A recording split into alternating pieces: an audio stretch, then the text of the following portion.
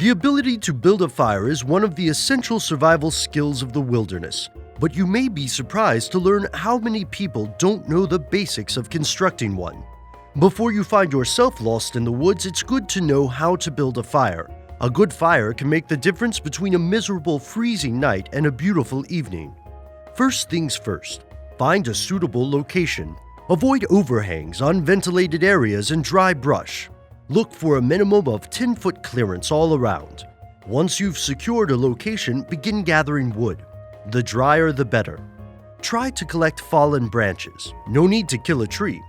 When it comes to firewood, look for 3 types: tinder, kindling, and logs. Tinder is the smallest variety. You'll want dry twigs and brush, while kindling should be a bit larger, approximately 1 inch in diameter.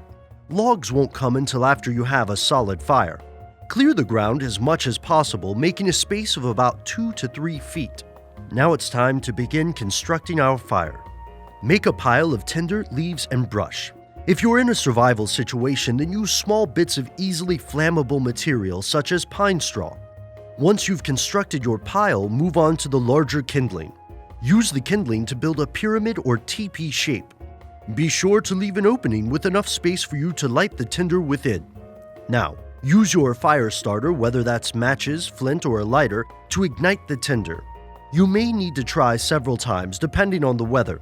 For example, you may need to shield the fire from the wind. As the fire grows, you'll be able to add larger branches and, eventually, logs. Remember to never leave your fire unattended, as even the smallest flames can grow to a frightening blaze. Of course, building a fire is only part of this story. How do you start a fire without a lighter, for instance? Stay tuned to find out in our upcoming episode.